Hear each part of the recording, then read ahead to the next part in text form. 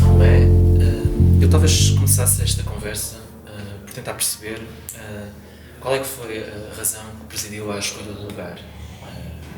Parece uma escolha pouco óbvia, arrinconada, um sítio tão remoto. Foi a partir de alguma fotografia, de alguma reportagem? Qual é que foi o gatilho para esta escolha? Então, eu acho que há que se calhar é um fio condutor ou uma linha muito, que se calhar não é tão tenue, mas acaba por, ao longo dos anos, vai se tornando cada vez mais marcada, que tem a ver por uma atração natural por estes locais. E podemos estar a falar da Rinconada, como podemos estar a falar do enclave pró-russo na Moldávia, podemos estar a falar do Paulo Figueiredo e do seu trabalho como mercenário, podemos estar, no fundo estamos a falar de coisas que são difíceis, primeiro de definir, porque estão sempre em constante mutação, são difíceis de nos posicionarmos perante a situação, ou o evento, ou o território, são de difícil acesso e, se quisermos, têm particularidades marginais, ou de limites, ou do nowhereness, não é uma coisa que é difícil de... E no fundo a Rinconada tem todas as características desses locais ou dessas situações. No fundo estamos a falar de personagens, estamos a falar de subjects, de objetos que venham do real. Não é? Por isso, no fundo, se quiseres, há um interesse pelo cinema de não ficção, no sentido mais lato da palavra. E há um interesse por estas situações difíceis de particularizar. E este projeto surge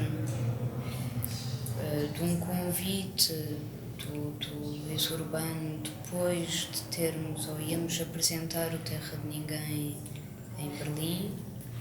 Estamos no final de 2012 e ele fala-me em escrever uma ficção. Tentar fazer ficção. A ideia inicial era fazer um filme de ficção? Ou a ideia dele? A ideia era fazer um filme de ficção. E a questão é que eu em vez de lhe apresentar uma curta-metragem de ficção, que eventualmente apresentei mais tarde e o filme agora está concluído e já tem estreia marcada, eu apresentei um documentário híbrido passado na Rinconada. E o que acontece é que o Natal é uma época perfeita para escrever projetos, porque é uma época em que é muito pouco concorrida, as pessoas não... Há poucos e-mails, há uma espécie de um buraco negro, e normalmente vem também, como todos os filmes, que vem de um aborrecimento muito grande e vem de uma hiperatividade e vem de isso, eu ter acabado um filme e precisar de outro filme. E mais uma vez estes locais têm um lado também um bocadinho egoísta, que tem um lado de coleção, não é? Destas coisas de limite. Sejam limites físicos ou sejam limites de ir à partida da Rinconada, que é a cidade mais alta do mundo e que tem essas premissas. E então o que aconteceu foi que surgiu na internet e surgiu a Rinconada com um par de outros locais. E a Rinconada ganhou sobre os outros locais e a Rinconada tinha todas as especificidades para ter um projeto que me interessava.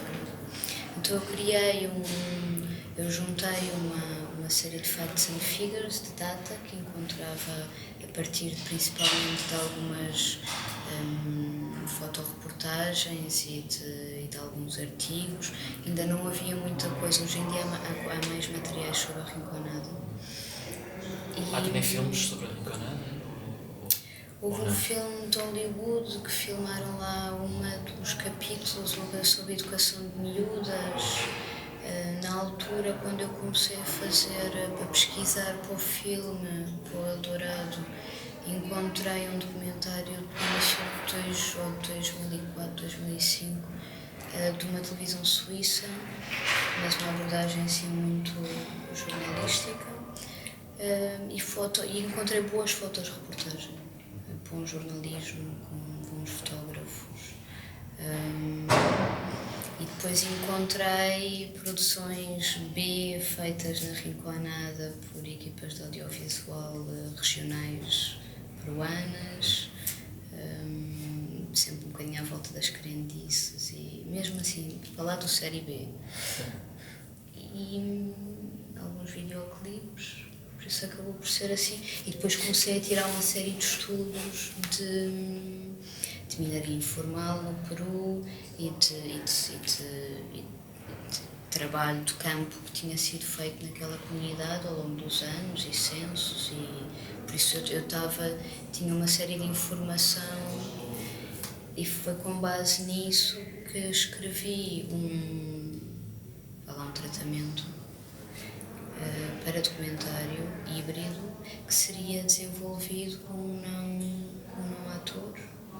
Chegou a ser escolhido ou não? E que nunca chegou a ser escolhido esse não ator. Esse não ator que seria um mineiro em que eu iria reescrever esta espécie de estrutura de filme muito frágil que tinha e que era feita à distância. Esse projeto foi abandonado ainda precocemente, esse projeto de ficção? Não, esse projeto de híbrido documental manteve-se até ao final, manteve-se até à rodagem. Por isso, em 2015, final de 2014, nós fomos fazer repérage. Fui eu, a diretora de produção e a assistente de produção peruana. A primeira vez que se procurou uma produtora em Lima foi-nos dito que querem ir à Rinconada fazer repérage, têm que levar guarda-costas. E eu recusei-me, disse: eu não vou à Rincona, eu não vou fazer pesquisa para um documentário com 2 guarda-costas atrás. Depois a coisa acabei por ir numa outra e com uma outra produtora, numa outra lógica, e fomos três raparigas para a Rinconada. Tínhamos um driver local, era para ser um híbrido, o mesmo plano, havia e foi isso que foi vendido a todos os fundos. As pessoas na Rinconada são desconfiadas em relação aos estrangeiros ou mesmo em relação aos novos mineiros que chegam à cidade? As pessoas na Rinconada têm muitas particularidades. Em relação a fazer um filme na Rinconada, elas estão extremamente saturadas com os tais meios de comunicação que vão lá e que basicamente pintam aquilo como um inferno na Terra. Não quer dizer que aquilo não seja um inferno na Terra, mas é uma abordagem que é super agressiva e é uma abordagem que continua, porque quando nós estivemos a rodar lá em cima saiu um artigo de fundo bastante longo na New Yorker. Eu acho que o artigo é bom, eu li o artigo na altura quando estávamos lá a filmar. Sim, certamente era o nosso dia-a-dia. Mas isto são pessoas que vão lá e ficam lá há pouco tempo. Eu achava, quando lia essas coisas, não, isto é jornalismo, eles bolam isto. E a verdade é que eu acho que é aquilo e até é pior que aquilo. Porque é aquilo e eles ficam lá há pouco tempo, por isso eu acho que não têm sequer acesso às várias camadas e ao peso do que é estar ali. Muito tempo. Quanto tempo é que Embora não tenha estado muito tempo, nós ficamos 5 semanas. 5 semanas. E nós não pernoitávamos lá. Por isso, eu tinha uma equipa que no final da rodagem chegava e ninguém falava uns com os outros. Eu tinha mais tempo para rodar, porque tinha negociado mais ou menos com a produção, tentar comprar, entre aspas, o máximo tempo que pudesse ter naquele local. E disse: já chega, mas não por mim, por olhar e não era useless, e então, mas isso continua, percebes? Porque quando eu estive agora em agosto a mostrar o filme no Peru, foi-me dito que a Tambo Filmes, com quem nós somos co-produtores do filme, que o National Geographic os tinha abordado, queria ir filmar na Rinconada, e o que lhes disseram foi: please get me a pregnant paiaquera. Portanto, não basta ser uma mulher a trabalhar em condições deploráveis, ainda tem que ser mais dramático que isso. E então estamos a entrar no campo da pornografia. E isso era alguma coisa que eu sempre tive muitas reticências, e embora se calhar o projeto tivesse todas as qualidades para ser vendido como um drama social, para ser vendido como um campaign film, que eu não acho que há bons exemplos deste tipo de cinema, mas não é o cinema que eu faço. E por isso, embora nunca foi essa a minha intenção. Então, as pessoas têm uma vida muito dura lá, as pessoas, se quiseres propor um ponto final na questão, não são palavras minhas, elas tornam-se animais ali. As mulheres não entram na mina. As mulheres não entram na mina por uma questão de crendice. Não é? Hoje em dia há engenheiros um bocadinho mais arejados, que compreendem que isso são crendices. Eles acreditam que as mulheres dão azar. Dão azar, sim, como nos bairros. Parece haver uma certa discriminação de género ali, embora no filme, as mulheres que aparecem no filme são muito fortes, muito determinadas. Qual é que é exatamente o papel da mulher naquela comunidade? Eu acho que há uma separação de género no trabalho, certo? Eu acho que o Peru é tendencialmente um país extremamente machista ainda. As mulheres eram de mais fácil acesso. Não queria dizer que não fossem muito duras, não queria dizer que... Porque a questão é que tu estás ali com uma agenda todos os dias, um filme ao lado da tua luta diária, não é nada. Por isso, então, isso foi muito claro logo na reperagem, que é tão pequenino que nós vamos, sabes, o filme é uma marquinha ao lado do que se passa ali. E isto não só para relativizar o trabalho também de alguém que faz, se bem que eu nunca deixei que os filmes, os projetos são bebês por outro lado tipo, és logo metido no teu lugar muito rapidamente. A questão é que as mulheres estavam menos, os homens, parecendo que não há esta corporação ananeia que é a cabeça deste território. Aquela terra pertence ao Estado peruano. O Estado peruano concede licenças de aluguer a determinados contratistas. Estes contratistas contratam centenas de mineiros de forma informal. E então há uma organização um bocadinho mais fechada e mais construída, e que, se quiseres, move mais dinheiro e mais interesses. Eu não sei como é que, por exemplo, eu posso dar uma diferença, os mineiros durante as minas, durante o cachorreio, independentemente de trabalhar, independente da contrata de trabalho, imagina uma semana ou 2 semanas ou um mês, e no último dia desse termo podem ir à mina e o que encontram é deles, e chama-se sistema de cachorreio. As mulheres encontram-se também em associações de paiaqueiras, embora haja umas que trabalham de forma independente.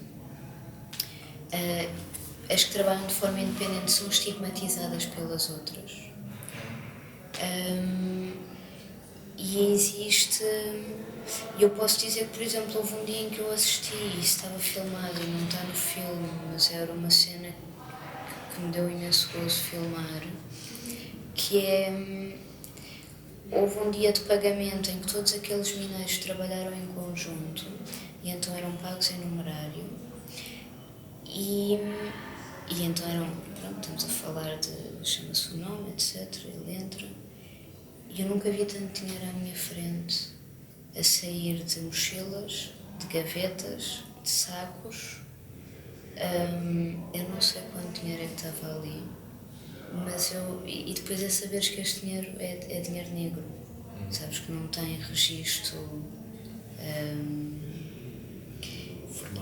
formal, exatamente. E a questão é que, por exemplo, nas mulheres o volume de dinheiro que elas mexem é muito mais reduzido.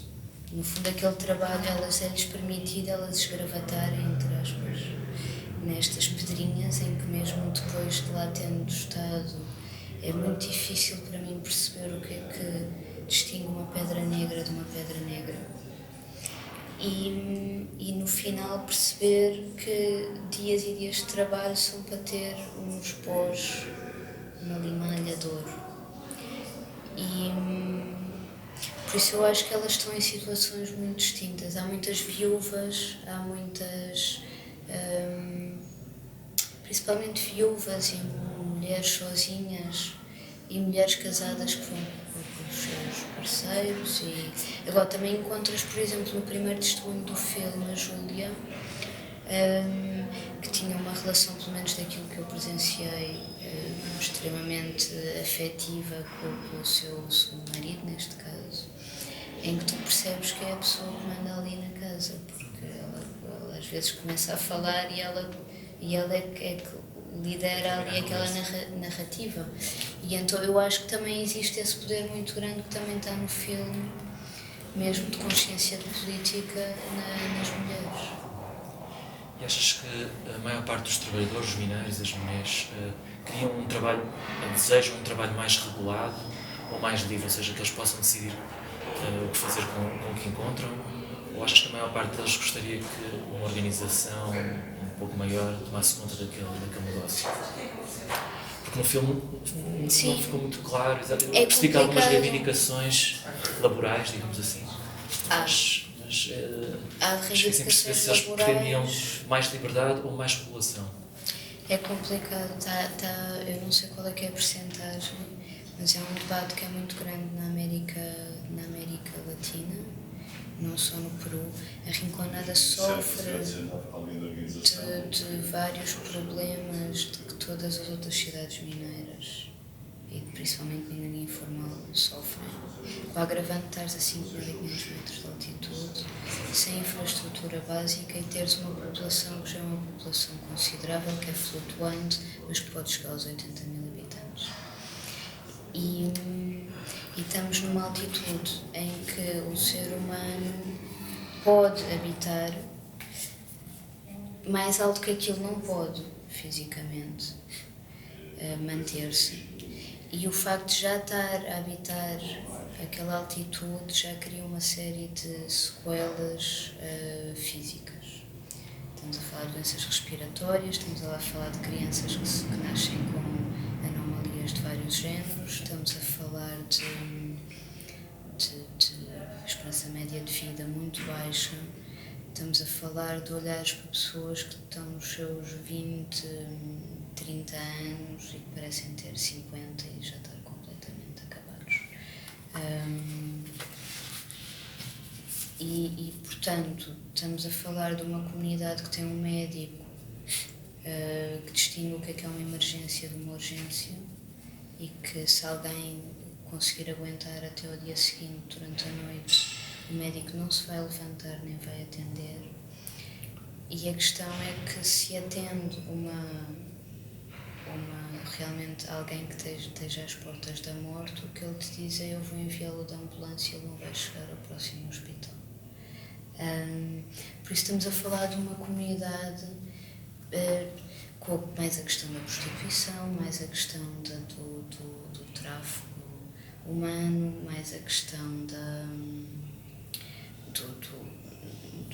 ilegal, mais a questão de eu posso continuar da indigência, se alguém se quiser refugiar, nada como ir para a Rinconada, porque é a forma de arranjar trabalho e desapareces do mapa. Por isso estamos a falar de uma situação em que estamos a falar de situações em que eu ouço pessoas comentarem que se alguém tiver a ser aos berros na rua à noite, tu não sais, tu não abres a janela e tentas perceber o que é que se passa. Percebes? E há muitas histórias destas. E o que é que isto, qual é que é a questão desta enumeração de catástrofes? É que há muito poucas pessoas, ou se calhar as pessoas são, há pessoas, há uma, eu não sei qual é que é a percentagem, mas existe uma boa percentagem na Rinconada que jamais trabalharia sob aquelas condições por um trabalho regulamentado e por um pagamento ao final do mês. Por isso, a ideia de lotaria, esta ideia de febre, de ouro, faz parte do fascínio do local e é a única forma de tu todos os dias acordares e dizeres é hoje. Ajuda a suportar, não é? Aquela dificuldade, aquelas dificuldades de vida, não é? Pelo menos essa esperança de encontrar. E se as histórias que se vão ouvindo de pessoas que, por exemplo, o hotel onde nós estávamos a ficar em Botina, aquilo era estranhíssimo, era lavagem de dinheiro, porque era um hotel completamente às moscas, numa cidade que nem era uma cidade, era uma vila. Essa cidade fica a que distância da Rinconada? Eu não sei em termos de quilómetros, mas é... A viagem duraria entre 2 a 3 horas. 2 a 3 horas? Às vezes podiam tornar-se 4 horas. A questão é que depende do clima e estamos a falar de condições climatéricas que agora pode estar a nevar, daqui a meia hora está a fazer sol. Estamos a falar de uma estrada de montanha perigosa, com combis viradas pela estrada fora.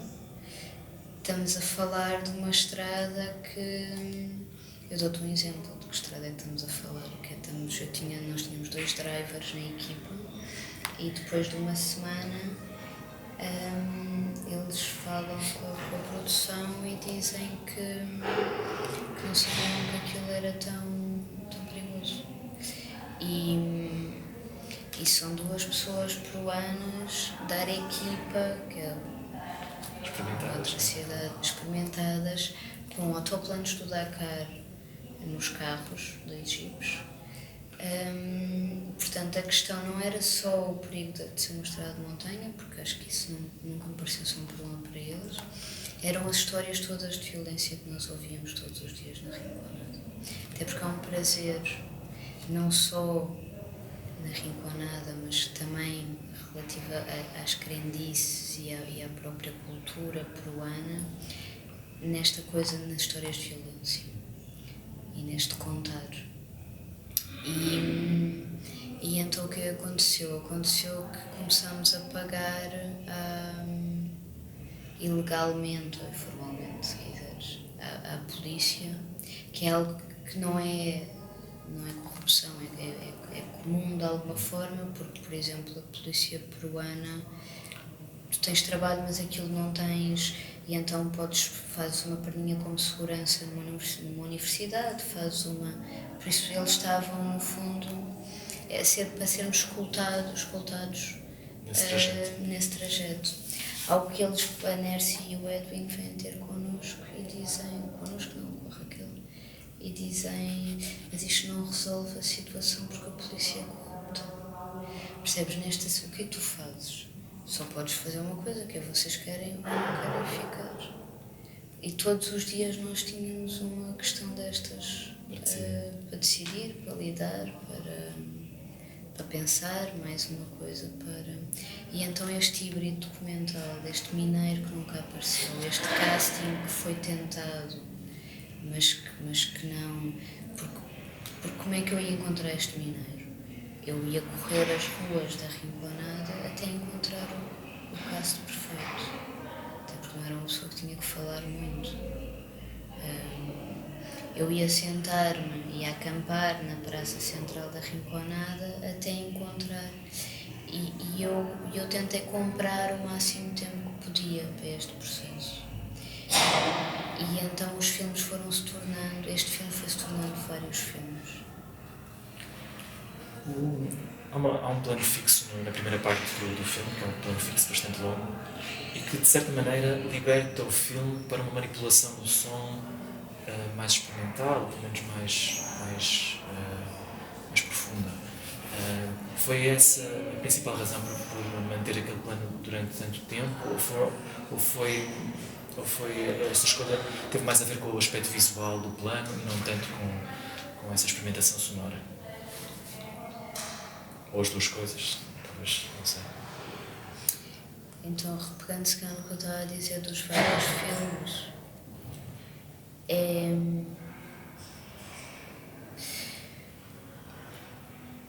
a questão é, há um clássico que não é um clássico, que é o trabalho deles, mas é normal tu pedires determinadas coisas ou teres determinadas ideias e a produção vir com soluções, porque eles têm que ter soluções. Se eu me tiver a alongar muito disso. Não, nós só estamos com tempo.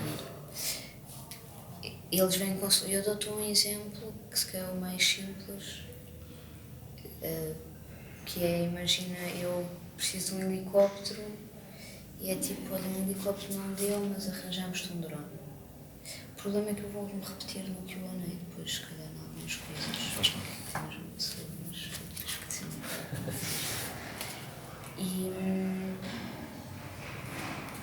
E a questão é que se tu começas a aceitar os drones, acabas sem filme. Então a ideia é sempre fazer um novo filme, e todos os dias havia um novo filme. E todos os dias tu tinhas uma equipa de profissionais que estava à espera de uma call sheet para o próximo dia. E houve problemas graves durante a rodagem relativos a isso. E o filme, voltando outra vez à pergunta inicial, como é que o filme surgiu como um bluff muito grande.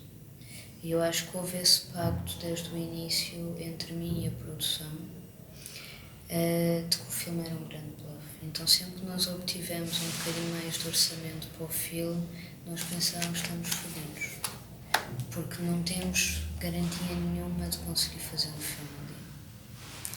Pelo que se ouvia, pelo que se lia e pelas condições de rodagem naquele local. Para fazer um tipo deste projeto, porque não estamos a falar mais uma vez de Get Me a Pregnant by a Kera, de ir lá, de filmar a coisa, etc. E a questão foi que quando tu chegas ao plano Z, Z1, Z2, começas a pensar se quer ser um filme. E então, mais uma vez, depois da primeira semana de rodagem, eu pensei em mandar a equipa toda para casa. E se eu tivesse chegado a fazer esse telefonema para Lisboa, esse telefonema não tinha sido inesperado e havia esse acordo de que isso podia acontecer. Um acordo tácito ou um acordo explícito? Um acordo explícito. E a ideia seria, não é uma grande ideia, mas seria manter os contratos e arranjar um outro filme no Peru, mas não deixar a coisa descarrilar tanto para depois ser impossível cumprir o calendário e entregar um produto acabado. Porque a questão é, quando nós falamos deste tipo, vou-lhe chamar metodologia, claro que não chega a ser uma metodologia, existe uma série de riscos que são comportados. Agora, é preciso haver algum pragmatismo e pontos de saída para estes riscos que são tomados, e por isso há sempre a coisa não pode ser completamente descontrolada. Voltando a esse plano, voltando à questão, a única coisa que eu posso dizer-te com certeza é que quando eu regressei tinha essa tranquilidade de ter feito um filme, até porque a premissa inicial foi leva-me à Rinconada que eu trago-te um filme. Eu não sei que filme é esse, a partir daí isto aqui escrito no papel, percebes? Por isso não houve Houve surpresas, mas não houve surpresas que não tivessem sido faladas de antemão. A única questão de que foi se calhar debatida foi a possibilidade deste filme, em vez de ser um falso díptico, serem na verdade 2 filmes. E então um seria composto por este longo plano e o outro seria composto por uma parte muito semelhante. Claro que teve que se ajustar os tempos destas 2 partes a partir do momento em que jamais foram. Agora, estes 2 filmes, eles existiram durante muito poucos dias, porque quando eu falei sobre isso, sabes que estes são 2 filmes, a questão foi, se calhar queres ir para casa pensar melhor sobre essa questão, porque aí colocam-se problemas de distribuição, mesmo no circuito de festivais, colocam-se um filme vai sempre ganhar o outro, ou não, ou como é que se programa, e estamos a falar de alguém que tinha acabado de fazer o 1001 Noites, que era para ser um filme, e que de repente tornam-se 3, e eu não sou Miguel Gomes, não é? Por isso... E então, por isso a questão, o filme acabou por ser o que é, havia essa ideia. Mas a gênese daquele plano vem de uma instalação que eu apresentei aqui em Serralves, com o Vitor João Ribas, em que durante a Reperage no ano anterior, por isso em 2014, eu fui arrinconada não só a perceber se conseguimos respirar lá em cima, ou se pelo menos eu era capaz de respirar lá em cima. Correu tudo bem. Porque a questão é que supostamente, ou cientificamente, a partir dos 3.500 metros a coisa pode correr mal. E não há grandes exames que tu possas fazer cá em baixo que te digam como é que tu vais reagir. Então a ideia era ir lá por várias razões e de sentir o território. E era criar um teaser para aspectos de angariamento de financiamento. E então sempre que eu ficava sem ideias durante essa reperage, eu pedia para ser levada para a comporta. E fiz que era precisamente dentro do bairro La Compuerta, para aquele sítio. Porque era um sítio que me trazia algum ânimo dentro daquele... Trazia-me algum ânimo porque eu conseguia ficar ali durante horas. E eu, na altura da reperage, filmei 20 minutos, porque alguém deve ter dito, temos que ir embora, se calhar 20 minutos já chegam. E houve a hipótese na altura de pensar, e pronto, basicamente depois o que aconteceu foi quando eu cheguei cá e surgiu a hipótese de fazer exposições em Serralves, e surgiu ainda a hipótese de produzir uma nova peça. Acabámos por transferir aquilo para 16mm, um loop sem som, e depois um dos lados trabalhei com o Bruno Moreira para uma série de materiais ecléticos que eu tinha recolhido também para este teaser, que estamos a falar de um rascunho do que é o trabalho de som naquele grande plano. Estamos a falar, e depois no outro lado do vinil temos o João Lobo e o Norberto Lobo, a quem foi dada uma carta branca porque o Nor tem gosto pela guitarra andina e eu achei que fazia sentido essa ligação, e no fundo aquilo são 2 rascunhos para aquelas imagens, acabam por não ser...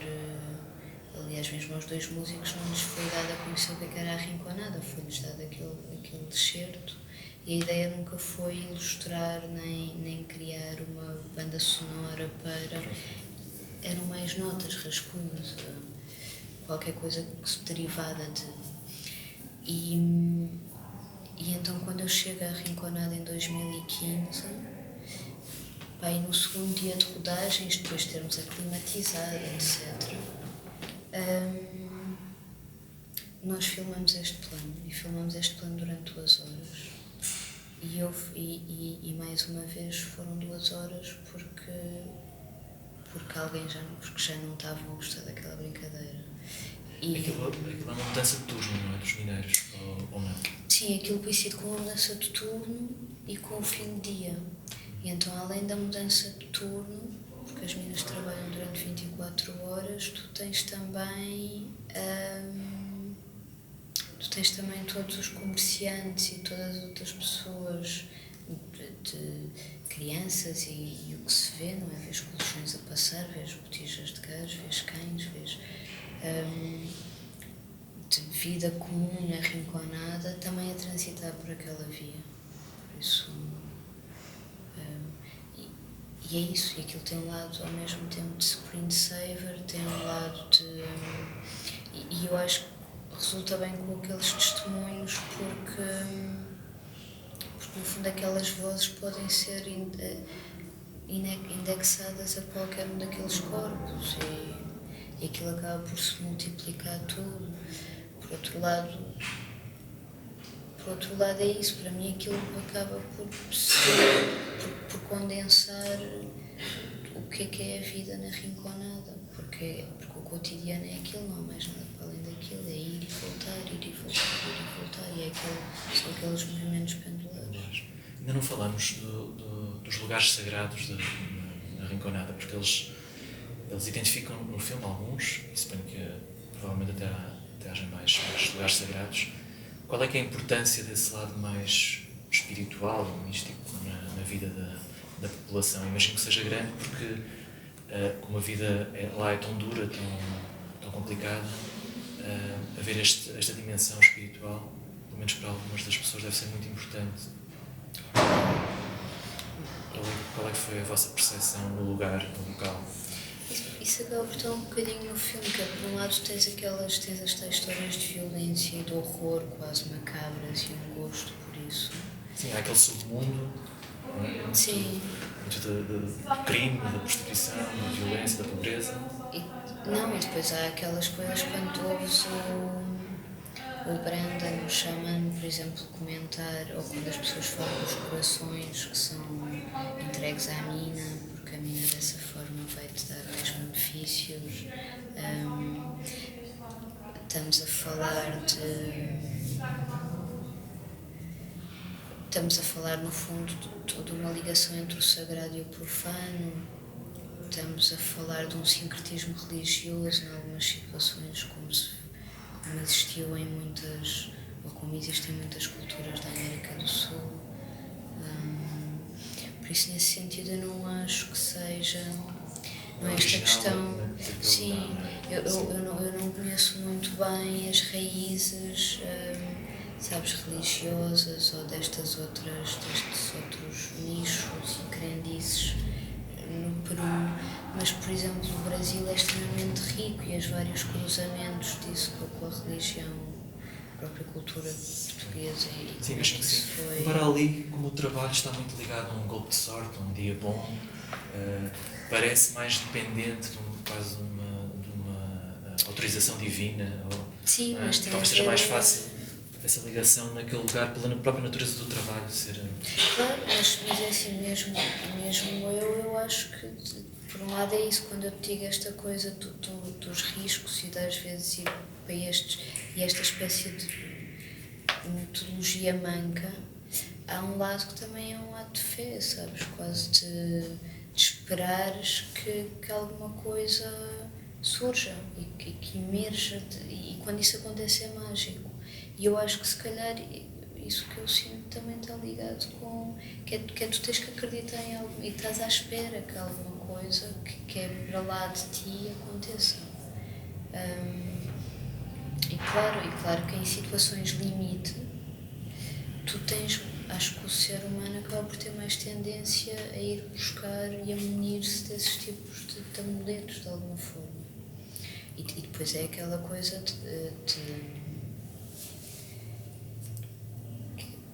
um bocadinho forte da questão da magia negra, da magia branca, mas assim, eu sou uma pessoa que respeita, tem muito respeito por isso, não quero mexer com isso, mas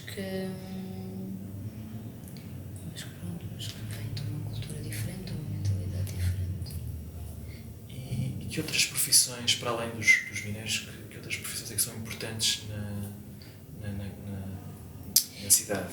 Há um médico, já falamos aqui do médico, é só um? É só um e é um estagiário. Um estagiário. No fundo, mas que é uma coisa que é comum no Peru, que é quando chegas à parte eu não sei qual parte da carreira, por exemplo, o internato. O internato deles é feito normalmente em comunidades remotas, ou na selva, ou e são pessoas que ficam durante pouco tempo, percebes? Por isso acabam por não criar. Estamos a falar, no fundo, há ali umas personagens que são personagens que se aguentam na Rinconada por pouco tempo.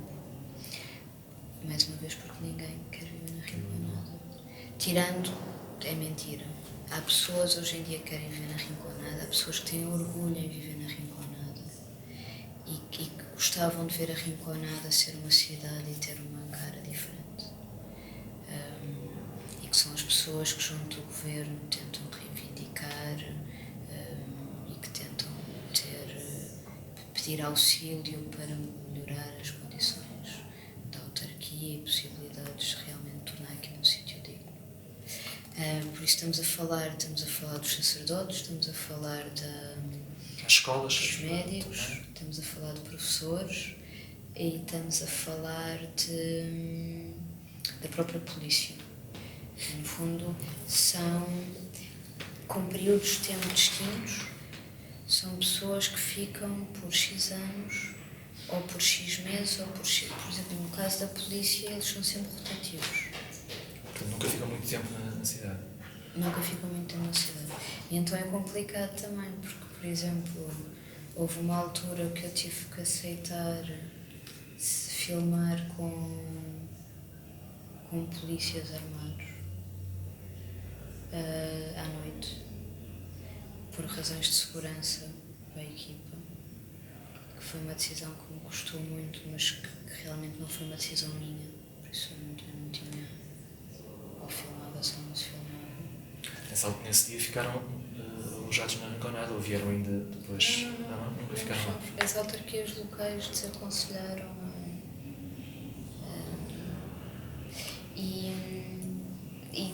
mas isto para demonstrar que estamos a falar da polícia, em que eu às vezes dizia tipo, quero ir por ali, e eles diziam, queres ir por ali, vais por ali sozinho. Por isso estás a perceber, mesmo há ruas que não são patrulhadas a determinadas horas, há ruas que se calhar se fosse um outro polícia num outro dia, ele dizia-me, ok, vamos por aí, porque já tinha mais confiança, mas a questão é que também ninguém queria ali uma coisa e então é difícil também para as comunidades locais e para os bairros que até se organizam e são organizados. Mas há ali vários problemas graves, mas que nem sequer sou a pessoa indicada para os comentar, porque tive pouco tempo e não... São semanas. Sim, não chega, não sou socióloga, não sou... Mas há essas personagens todas, embora o que nós tentamos fazer também nesse plano foi dar-te um bocadinho dos vários personagens tipo, mais ou menos. Porque tens uma senhora que fica uma cantinita, tens o curandeiro, acabas por ter um bocadinho fragmentos das várias personagens tipo que encontras naquela comunidade. Mas no filme eu lembro-me que há alguém que diz que ninguém se sente da Rinconada, as pessoas já vivem aqui há muito tempo, mas continuam a achar que são de outro sítio qualquer. Tem a ver com esse pensamento, eu estou aqui provisoriamente, vou ficar rico e depois vou... E tu quereres identificar com um sítio que é um sítio que não é digno, e que tu achas que não é digno. Muitas pessoas não levam para lá os filhos, muitas pessoas... Porque tu vais para a Rinconada quando perdeste tudo. Não há outra razão. Hoje em dia há um outro movimento também, que são pessoas que têm mais condições, que se a coisa corre mal lá, conseguem sair de lá. Mas tens pessoas que vão lá e não têm sequer hipótese de regressar dali para fora. E estamos a falar de tu vais com a ideia de que vais ficar uma semana e de repente uma semana transforma-se em 20 anos. E tu estás ali durante 20 anos não só para garantir a tua subsistência, mas para garantir a subsistência daqueles que tens em casa. Porque Porque a última coisa que tu queres na tua vida é que os teus filhos acabem ali. Por isso tu preferes sacrificar a tua existência e... Porque é isso, preferes mesmo sacrificar... Se tu suspendes a tua vida para... Por exemplo, uma questão é que não há... Eu não sei, o conceito de amizade é muito distinto do nosso. Por isso, não sei, daquilo tem mesmo... Acho que há aqui uma questão de sobrevivência, as pessoas têm de ser desconfiadas naquele ambiente ou não. Ou pelo contrário, têm de ser mais... Sim, normalmente não há grupos que se criam entre pessoas que vêm de regiões ou distritos no Peru, ou então de nacionalidades. Isso é uma coisa que eu gostava de saber. Elas vêm quase todas da mesma zona do Peru ou vêm de sítios dos sítios mais diversos, e tens inclusive estrangeiros. Aquilo na fronteira da Bolívia tens muitas pessoas da América do Sul e vais para ali à procura de uma vida melhor. Por isso é normal que se comente realmente no momento os testemunhos que, por exemplo, quando apanhas a altura das eleições e há uma multa no Peru se não vais votar, e muitas pessoas que ali estão não têm capacidade de pagar essa multa, por isso tu fazes as contas, quanto é que eu pago de multa, quanto é que eu preciso de ir a casa para votar, porque tenho que viajar até... E então tens uns que optam por pagar a multa, não têm, porque às tantas é mais caro. Mas a rinconada fica quase vazia, porque as pessoas têm que ir votar às suas casas. Eles não podem votar porque não estão licenciados, não. E daí surgir a tal conversa de então porquê é que não te registas? Porquê é que não és habitante da rinconada? Porquê é que não passas e podes votar aqui? E aí é muito comum essa coisa que é, não sou daqui, eu vou sair daqui, estou quase a sair daqui. Não sabes se é verdade ou não. Se calhar ficamos por aqui nesta conversa. Obrigado, Salmeiro.